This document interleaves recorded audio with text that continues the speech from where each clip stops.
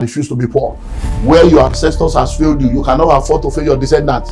So if you want to become wealthy as a career person, don't just be wearing suit and tie, carrying an official car or an official coffin, and be deceiving yourself with position and title without entitlement. Find out in this company, what is the business here?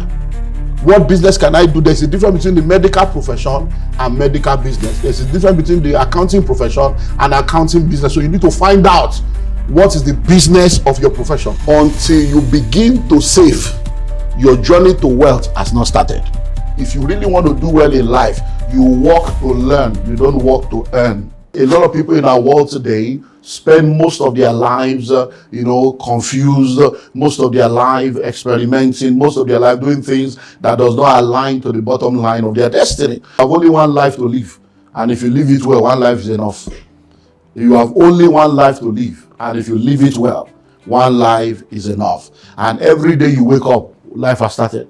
Nobody grows young. Everybody grows old. Every day you can medicate, padicate it, spandex it, costate it, do surgeries. You can do anything you want to do, but when you are alone, lines are falling upon lines in pleasant places, and you know by yourself. Even if they are telling you, oh, you're 50 is the new 30, yeah, 60 is the new, even if everybody is deceiving you.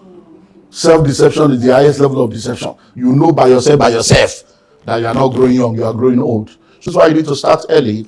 Is that if you look at the pyramid of payments in the career world, we have majorly 3 levels. We have what we call the junior staff, which are the people at the bottom of the pyramid, the minimum wage people, the people that earn lowest. They do more and they earn low. So they do so much at the bottom. But you see, next to those set of people are people that are in the middle level. They are the next set of people. And then we have those that are the senior management and the executive position in the career world. And those are the fewest number of people. But they are the ones that earn much. And guess what? By the time you get to that top level, that is when you can begin to enter into some realms. Now, one of the reasons why you need to start early is before you can move into middle management and senior management in any career, you need an average of 10 to 15 years to get there. Do you get it now? So you need an average of 10 to 15 years of consistent, productive, relevant impact in that career path to break into middle management, break into senior management. Some do it in 7, some do it in 8, but averagely 10 to 15 years. So question, if it's going to take you 10 to 15 years to get to that realm where you begin to earn some things that will help you faster, why do you want to be late before you start? Because if you look at most of the people at the bottom, what they experience is you start out at what we call the entry level. The entry level is either minimum wage or a little above minimum wage, depending on the industry you start. So let's assume that you start, most organizations now, you are starting at somewhere around 55. That's the entry level for most top organizations. You just graduate, you come in there, some of them 75, some 125. So you are starting at that level, and what will happen is every year, even if you qualify for annual review and annual promotion, you'll find that every year, somewhere around 10,000 is added to your salary. Are you getting that? So that means if you start at 50, in 10 years, even if they add 10,000, you'll be at 150. And in that 10 years, you have married with 3 children. Are you seeing why people remain poor? And their work is, he's gainfully employed. What is the gain? He's not gaining life. He's not gaining anything. Why? Because even though every year is testifying that, they increased my salary, I was qualified, you will be 10,000. And it's not 10, some people it's 35, it's 28, it's 12. Do you understand? So every year, let's even assume you are getting 10. So that means 10 years, you have moved from 50 to 150. Or you have moved from 75 to 175. Or from 120 to 240. So you see how that, because a lot of people that you think are correct people now, they are any less than 500,000 a month. And they are the big boys, supposedly. You understand? So by the time you look at that, that's why you need to start early. Because by the time you move from junior to middle, there is now a massive bump that takes place. It's no more 10,000. Sometimes it can be 50, it can be 100, it can be, apart from 50, it can have the official car can come, some other things can come. And by the time you get to a realm, it's not only car, it's house, it's annual vacation, it's profit sharing, it's target bonus, it's all kinds of stuff. It's at that realm. Top part of the middle management and the senior management is at that realm that you can begin to have some good money. that you can now put into some kinds of things that can help speed up your journey. That's why you need to start early. And guess what? You see, by the time you get to the top, and for those of you that have gone through the career path, you realize that at that level, you don't really do much anymore. You are just into compliance. You are just making sure that everything works. You are just supervising people. You are a team lead. You are not really in the grind. Like most of what you do, you can actually do remotely. Most of what you do, you're actually ensuring that others are doing what they have been employed to do. So you can now have time and experience and resources to now push into what will help you. I will get to that now. So start early. So if you know you want to be an accountant, start. Don't be confused. Hey, maybe I should be this. Maybe I should be this. So you see a lot of people, if you look at their life, for 10 years of their life, they have been in 5 different career paths. 5. That is dissipated energy. 2 years in 5 areas. So at the end of the day, by the time they find themselves, they have to start. So if you start early, you graduate from school at 21, 22, maximum you graduate at 25, maybe 28 if Nigeria happens to you, also and also. If you start early and plug in, even at that level, by the time you are 40, you will have gotten to a realm where at least something substantial will begin to come from that career. This I can't come and kill myself mindset is the reason why a lot of people remain at the bottom. If you want to make it anywhere in the world, you must give it all it takes. So once you start out in a career path, work as if your life depends on it, because it does. Because if that job is lost, that's when you realize how important that supposedly small and relevant salary is important to your life. And many times people don't get it. One of the things you need to understand is that in any developing economy, in any developing part of the world, those who earn minimum wage, between 4 to 7 people, are dependent on them. And many of you know how many people are calling you now for urgent 2K. When you yourself, you are doing 2K like a car without engine. And they're asking you for urgent 2K. You are wondering, do they know what I'm going through? It's because you are gainfully employed. At least every day you wake up, you leave your house. So they are still thinking that, only Shelon, he has job. So it's, and what you are in is 45 with a wife and 3 children. And they don't even understand that 45 is not 45 in your life. And you are wondering, everybody is expecting you to come there. They are calling you, even in your family, they are saying, you have a job. As if you are Dangote's second cousin. So one of the things you need to understand is that when you have a job, you don't toy with it. Because that job you have, no matter how small, no matter how irrelevant you think that salary is, it is still doing something in your life. People don't appreciate what they have until they lose it. So see a lot of people, when they are looking for a job, they are humble, they beg to apply, they promise heaven and earth. Once they get the job, they form union. And they begin to manifest. When they now lose the job again, they go back to the school of humility and realize that the job they thought was useless was actually a major aspect of their life. So give it all it takes. What does it mean? Resume early, close late. Do overtime without looking for extra money. Go do the one they didn't even ask you, do. Do the one that is in your job decision. Do the one that is not in your job decision. Jump from department to department. Learn everything you can learn. Why? Because if you really want to do well in life, you work to learn. You don't work to earn. You work to learn, you don't work to earn. And the more you learn, the more you earn. So don't say me, I'm an accountant who nothing concerns me with HR, it concerns you. And nothing concerns me with customer service. I'm doing my job at least in my department. Your department will no more exist if there is no business. So you need to understand that everybody must, so you study everything. Give it all it takes. Because if you start early, like I said, you'll be young. Your responsibilities are fewer. You are most likely unmarried. You are most likely without children. You are most likely living with your parents or living with people. You don't have too much responsibility. So you have time on your hands. And that time you have on your hand is the time to do what? To press in. When you do that, you are doing what we call paying it forward. When you do that, you are making a deposit. Because, for instance, let's assume you're a woman and you graduate at the age of 21, 22, and then you get a job at 23. They start you out as an intern, or they start you out as a entry-level staff, and then you are there, but you are forever there. You are not joining people with all this slave queen life, because you know that one day you marry, one day you will be pregnant, one day you need to go to maternity. You know that there is a 10-year period. There is a time come when you need to, so you give it. So by the time you get to that point, where you need time off work, where you need to go for maternity and they give you 3 months, but you can do 5 months. It is those seeds you have sown. You say, she's not like that. No, she's married now. Those things will now begin to speak for you at that point. But when you are a useless person and you are the most terrible one, you are not married, you don't have children, you are not also available. You have excuses. You have attitude. By the time you now become pregnant, you say, hey, forget it's not pregnancy. She was never serious. You now say they are victimizing you. It's because you are a woman. Because you have not sown the seed. You want to reap an harvest of a seed that you did not sow. So give it all. You see, this marketplace, they are not looking for your anointing. They are not looking for how committed you are in your church or in your mosque. What concerns them is, are you qualified? I hope you know there are many things that people can do in the marketplace that they will not pay them for because they don't have the certificates. I hope you know that. There are people in the company that they are the one doing the job, but they will bring somebody from outside to come and be their boss, even though they had been doing the job. Why? They are not qualified. They say, but I'm the one doing this. So where's your certificate? Because in that market, called the marketplace of career, certificates is what they're looking for. When you come to another industry, real estate now, we don't need your certificate. Can you say? Once you can say your certificate is actually useless. That certificate is even an enemy of marketing, because you now think I'm a PhD holder. Oh, I'm a master. I cannot go to the market. We don't need a certificate and work in a career. This one, can you sell? So when you are in the industry where you want to grow as a career person, then you need to know that certification. So get all the certification you can get. All those short courses, do it. All those online courses, all those certification courses, all those seminars, do it. You can start as a gate man and end up as a general manager.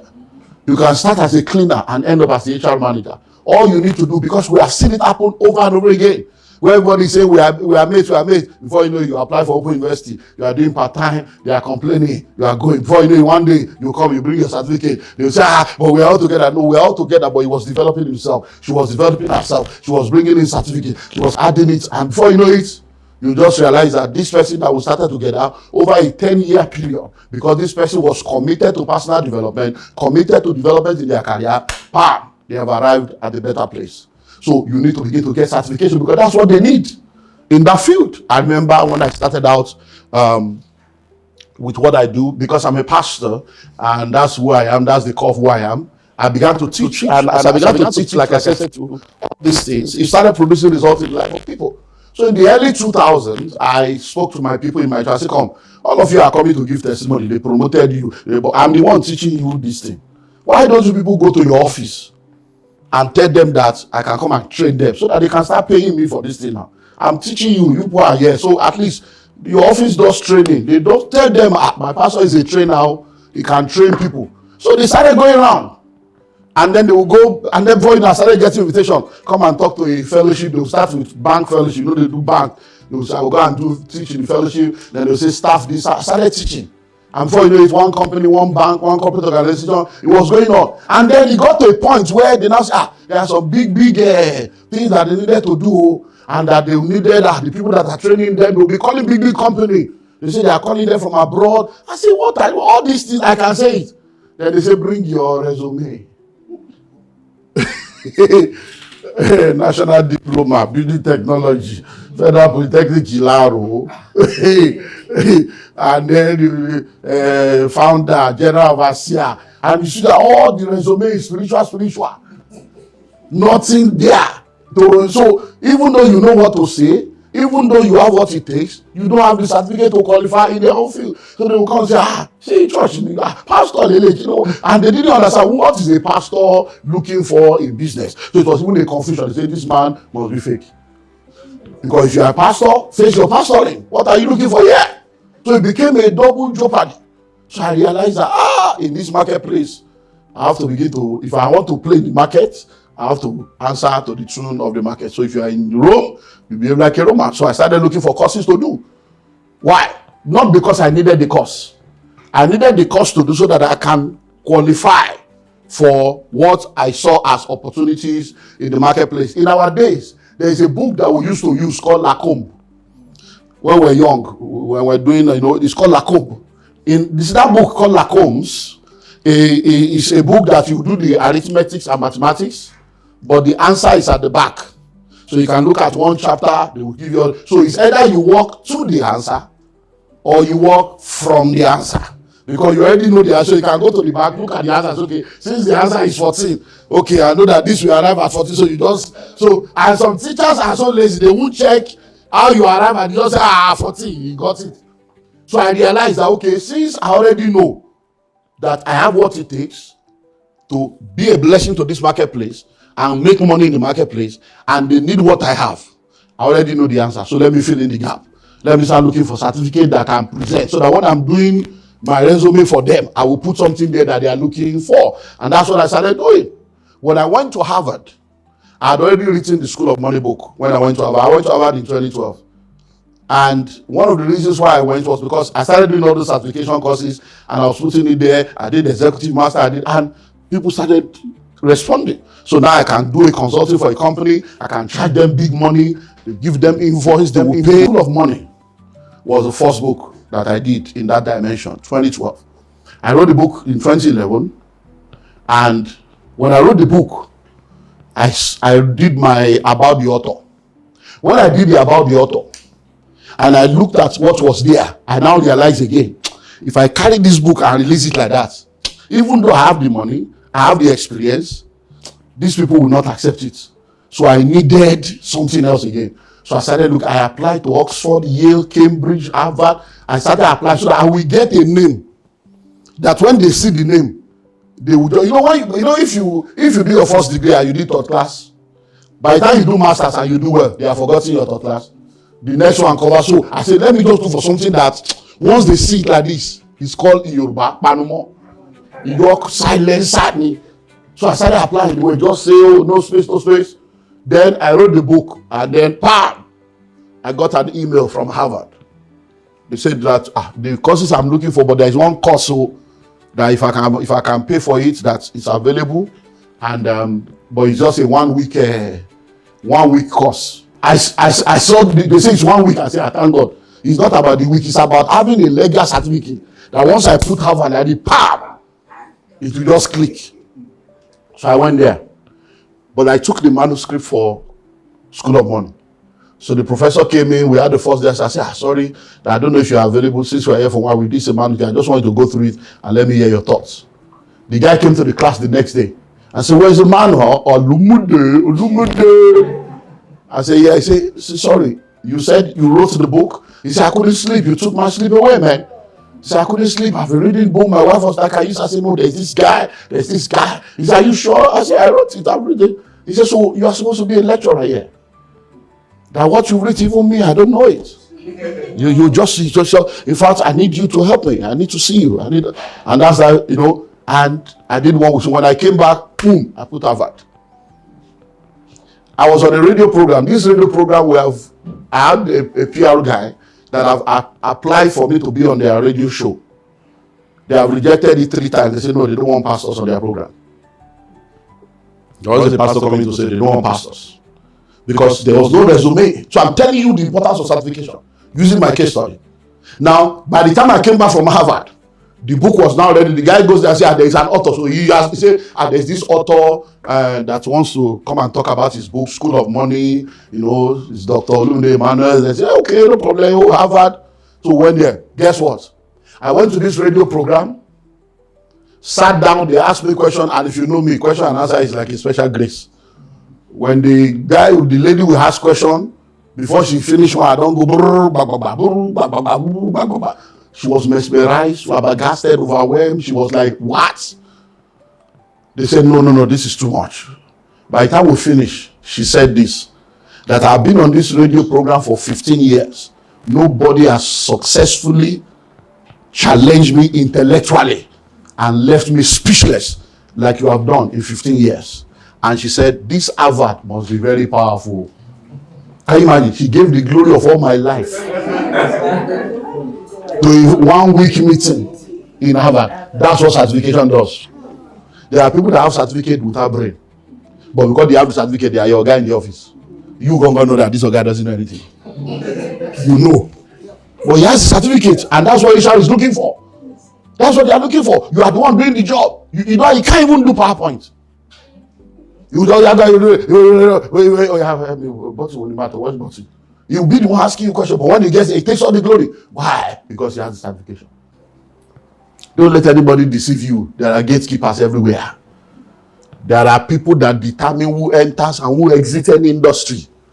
So don't say me, I'm not sucking up to anybody. What belongs to me will not pass you by. It will pass you by with private jets. We'll just swap out in law with private jets. All those, religious slogan that doesn't have any substance that backs it up. Don't deceive yourself. You need to network strategically. Look, in the life that you and I live in, the gift you have will make room for you. But if the people that are in the room don't know your gift, they will not open the door for you to come into the room. Your parents brought you up in life. You don't grow up. People bring you up. You are brought up. So those that will bring you up must see that you are qualified to be up. Look, let me tell you something. In this country, there are people that determine what happens in every industry. You may say nobody can stop my shine. No, they may not stop your shine, but they may delay your shine. Hello? So, network what? Strategy. So when you get into a company, you get into an industry, begin to ask yourself, who are the gatekeepers here? Who are the people that matters? Because let me tell you something, there are rooms in life that determines whether you will make it. When you read the book, I mentioned the rooms. When you are born in the labor room. But before the labor room, you were conceived in the bedroom. But what was done in the bedroom was a secret.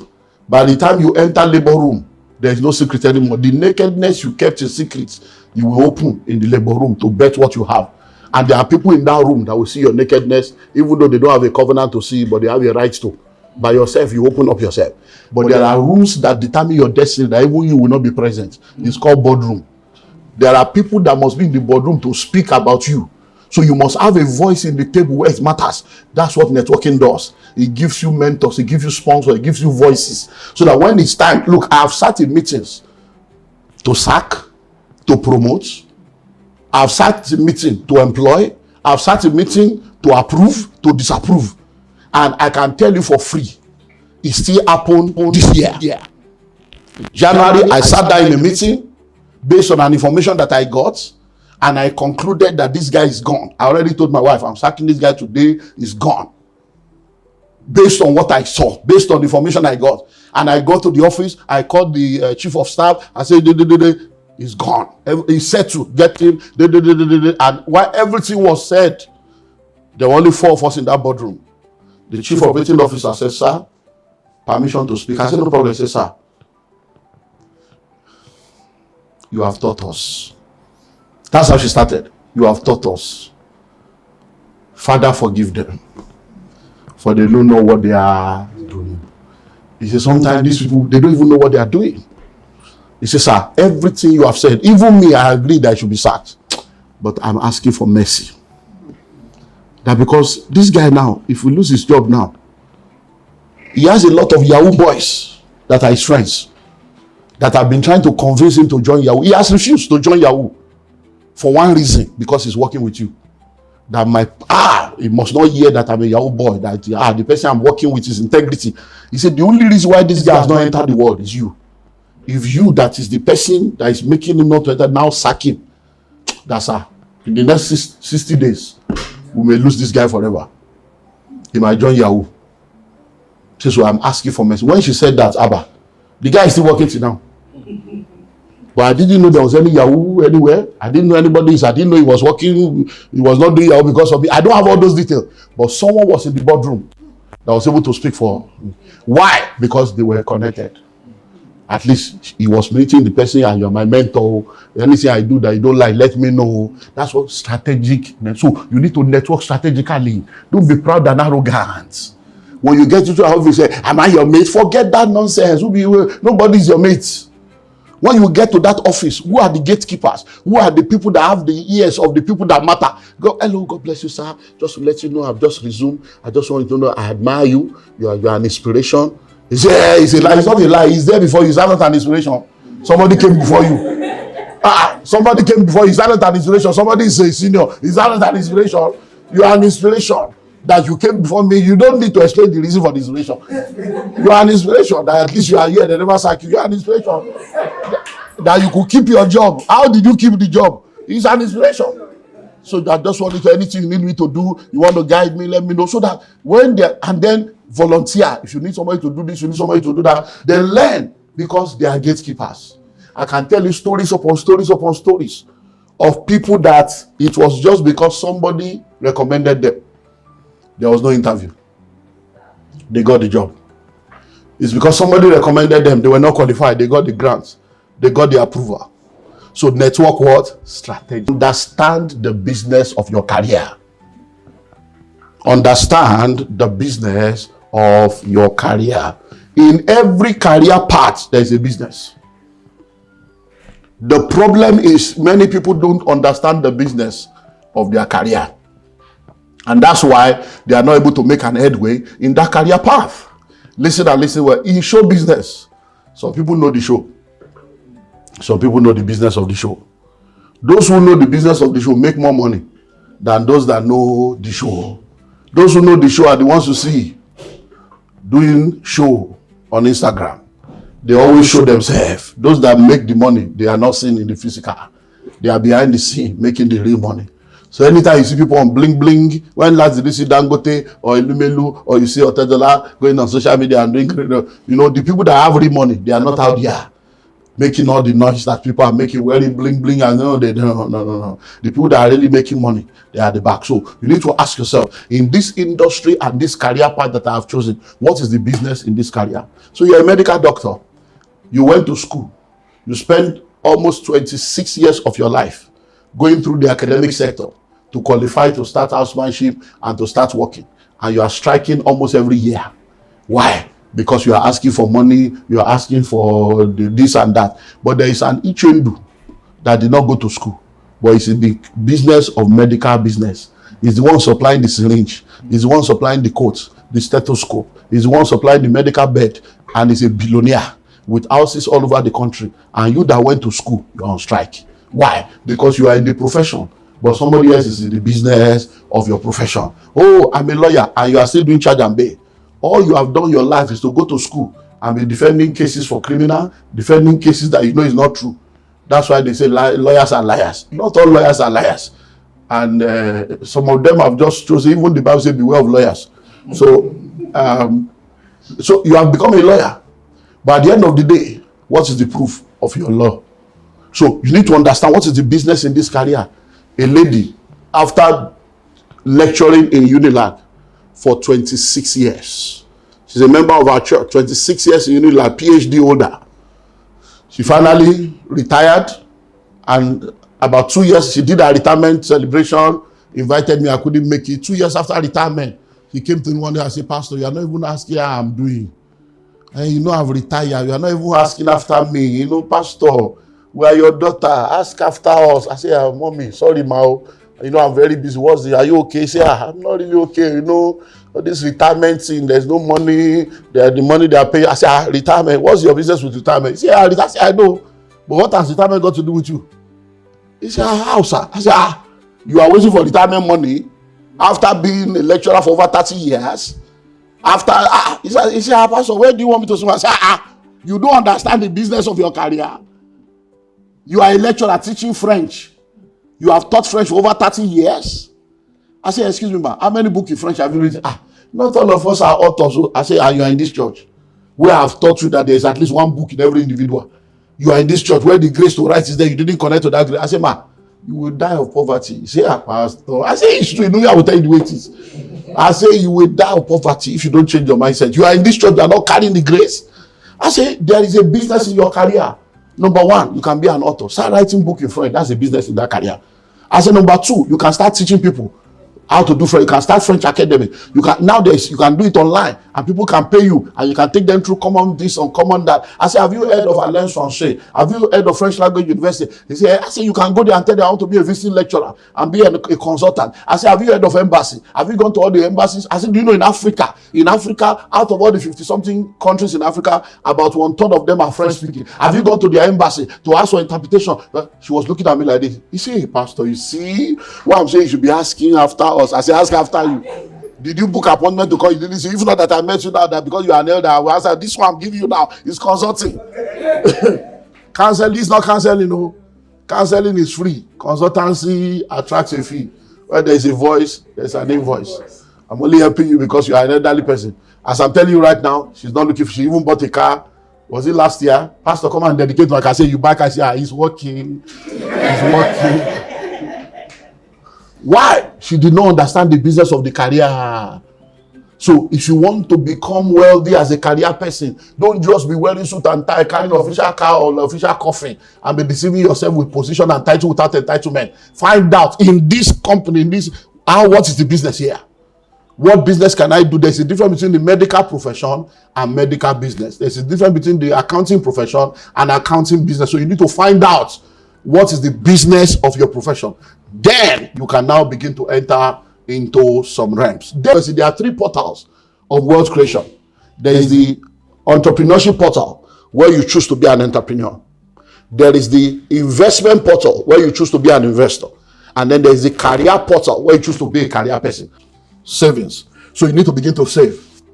Because now, if you do what I've told you to do, it may be difficult to save when your salary is 38,000 and you are the firstborn of 6 children, and both your father plus your father and mother making 8. Then you are the one taking care of all of them. That even if you do Yahoo, they will support you. If you do prostitutes, they will support you, because they don't care. Poverty is the software of your family.